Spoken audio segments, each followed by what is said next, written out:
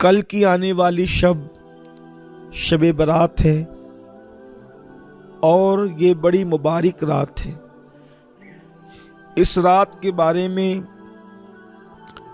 احادیث میں اور بزرگان دین کے اقوال میں جو باتیں ہمیں ملتی ہے وہ یہ ہے کہ شعبان سے لے کر شعبان تک جتنے بچے پیدا ہونے والے ہیں ان کی پیدائش کا فیصلہ اسی رات میں ہوتا ہے۔ سال بھر کس کو کتنی روزی ملنی ہے اس کا فیصلہ بھی اسی رات میں ہوتا ہے۔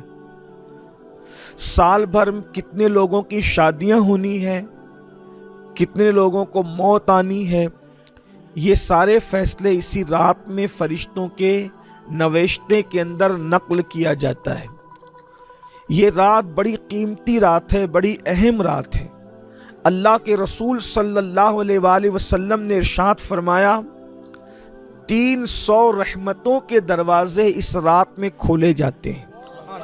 آسمانوں کے دروازے کھولے جاتے ہیں، رحمتوں کے دروازے کھولے جاتے ہیں، برکتوں کے دروازے کھولے جاتے ہیں، حتیٰ کہ قدرت کی طرف سے سرے شام سے صبح صادق تک مستقل یہ اعلان کیا جاتا ہے کوئی روزی کا طلبگار تاکہ ہم اس کو روزی عطا کریں، ہے کوئی مغفرت کا طلبگار تاکہ ہم اس کی بخشش فرمائیں، اس کو مغفرت کا پروانہ عطا کریں، ہے کوئی اولاد کا طلبگار تاکہ ہم اس کو اولاد عطا کریں، ہے کوئی نعمتوں کا طلبگار تاکہ اس کو نعمتیں عطا کی جائے۔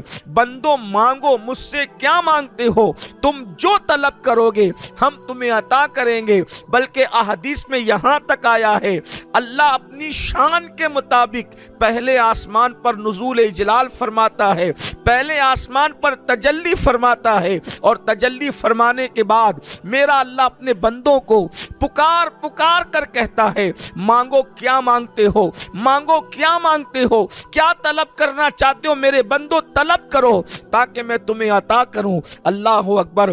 اتنی خوبصورت رات کل آنے والی ہے، لیکن یہ بھی مسلمانوں کا المیہ ہے۔ مسلمان سیاسی لیڈروں کے دروازے پر تو بھیک مانگنے کے لیے حاضر ہے، مسلمان اپنے جیسے انسانوں کے دروازے پر تو گڑ گڑانے کے لیے حاضر ہے۔ مسلمان نہ دینے والے بے وفا اور وعدہ خلافوں سے تو توقع اور امید لگائے ہوئے ہے، مگر وہ میرا اللہ جو خود فرماتا ہے قل صدق اللہ، اے محبوب تم فرما دو کہ اللہ سچا ہے۔ آیت کا تیور تو ملاحظہ کریں، اللہ پاک یہ نہیں کہہ رہا ہے مولوی صاحب تم کہہ دو، لیڈر صاحب تم کہہ دو، عالم صاحب تم کہہ دو، خطیب صاحب تم کہہ دو۔ اللہ کیا فرما رہا ہے؟ اور اللہ خود بھی نہیں فرما رہا ہے کہ میں سچا ہوں، حالانکہ اس کو حق ہے وہ کہے تو اللہ اکبر، بے شک وہ سچا ہے، مگر فرما کیا رہا ہے قل، اے محبوب تم فرما دو صدق اللہ، اللہ سچا ہے۔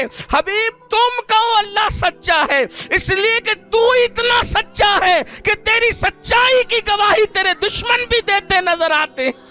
جب بننے والے محمد الرسول اللہ اتنے سچے ہیں کہ جس کی سچائی کی گواہی کبھی درخت دیتے نظر آتے ہیں، کبھی پہاڑ دیتے نظر آتے ہیں، کبھی ریگزار دیتے نظر آتے ہیں، کبھی جانور اور پرند دیتے نظر آتے ہیں۔ حبیب تو اتنا سچا ہے تو گویا کہ بتایا جا رہا ہے جس کو ہم نے بنایا وہ اتنا سچا ہے، بننے والے کی شان یہ ہے تو بنانے والے کی سچائی کا عالم کیا اندازہ فرم۔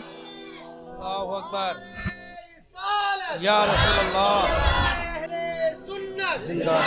اللہ سچا ہے اور وہ فرماتا ہے جو مانگو گے ہم تمہیں عطا کریں گے، ادعونی استجب لکم، جو مانگو گے تمہیں عطا کریں گے۔ اور اس کے بعد پھر فرماتا ہے ان اللہ لا یخلف المیعاد، کہ بے شک اللہ اپنے وعدے کے خلاف نہیں کرتا، وہ وعدہ جھوٹا نہیں کرتا، اس کا ہر وعدہ سچا ہے اور وہ سچا وعدہ فرماتا ہے۔ اللہ اکبر۔ جب اللہ ہر چیز دینے کے لیے اعلان کر رہا ہے تو پھر ہم مانگنے کے لیے کیوں تیار نہیں؟ ہم اس کی बारगाह में आने के लिए क्यों तैयार नहीं, हम उसकी बारगाह में रुजू करने के लिए क्यों तैयार नहीं।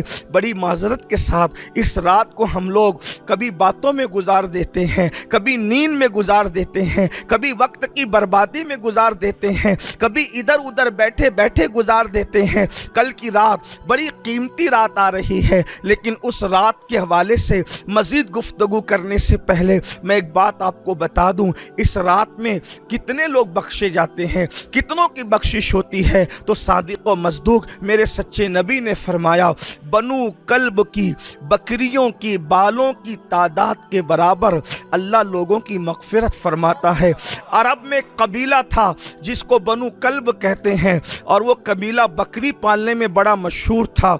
एक एक आदमी के पास कई कई 100 बकरियों के रेवड़ थे। मेरे आका ने फरमाया, पहले तो बनु कल्ब की बकरियां बेशुमार है, और फिर उनके बकरियों की जो है वो खालों के अंदर जितने बाल है, कुर्बान एक बकरी के कितने बाल है इंसान ये गिनने से आजिज है। तो वो कबीला जो बकरी पालने में बड़ा मशहूर था, उसकी बालों के तादाद के बराबर बख्शे जाते हैं।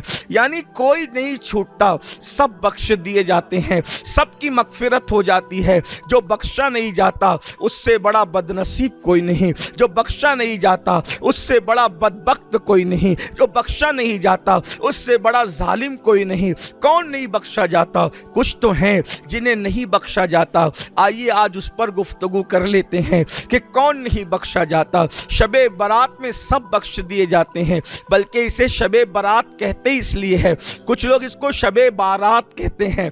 मेरे भैया वो बारात नहीं है, वो बारात है। बारात का मतलब होता है आज़ादी के, निजात के, छुटकारे के। मतलब क्या?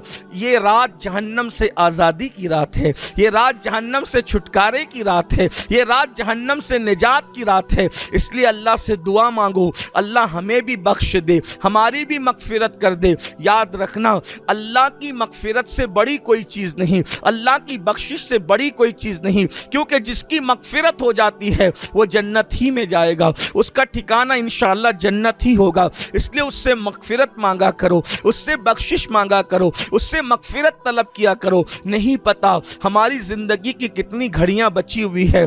बहुत सारे लोग यहाँ ऐसे बैठे होंगे कि जिनके कफन मार्केट में आ चुके हैं, जिनके कफन बाजार में आ चुके हैं, उन्हें खबर नहीं है कि मेरे कफन बाजार में आ चुके हैं। इंसान कितना गाफिल है, इंसान सोच रहा है मेरा माल, मेरी दुकान, मेरा कारोबार, मेरे बच्चे, मेरी बीवी, मेरा ये, मेरा वो, अपना कुछ नहीं। कुरान कहता है, ला तंस नसीबक मिनद दुनिया, दुनिया से अपने नसीब का मत भूल। नसीब का क्या है? उसी को कफन कहते हैं। कफन मार्केट में आ चुका है। मुझे नहीं पता मैं अपनी तकरीर मुकम्मल कर सकूंगा या नहीं, हमें नहीं पता महफिल में कौन आखिरी तक मौजूद रहेगा या नहीं। अल्लाह अकबर, ज़िंदगी कितनी मुख्तसर है इंसान की। इमाम गज़ाली रहमतुल्लाह अलैह फरमाते हैं, ज़िंदगी तो एक सांस का नाम है। अल्लाह अकबर, निकल गई तो ज़िंदगी है, रुक गई तो मौत है। कितनी आसान है इंसान की मौत, और इंसान मौत को भुला बैठा है। अल्लाह अकबर, ये दुनिया में कुछ नहीं है, दुनिया तो कलील है, दुनिया तो थोड़ी है, दुनिया तो लहव लईब है, दुनिया तो खेल कूद है। इस दुनिया में कौन रहा? हैरत की बात यह है, महबूबों को नहीं रखा।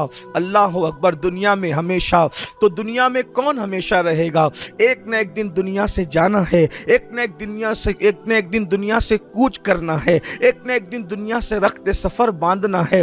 न माल साथ ले जाना, न औलाद साथ ले जाना, न बीवी बच्चे साथ ले जाना, न बड़े बड़े टाइटल साथ ले जाना, कुछ नहीं साथ ले जाना। साथ में कोई चीज़ जाएगी तो बस उसे एक चीज़ कहते हैं, वो आपके आमाल है, हमारे आमाल है। आमाल के सिवा कुछ साथ नहीं जाएगा। हैरत की बात यह है, जो कब्र में साथ जाएगा उसके लिए कोई तैयारी नहीं, और जो नहीं साथ जाएगा उसके लिए इंसान कितनी मेहनत कर रहा है।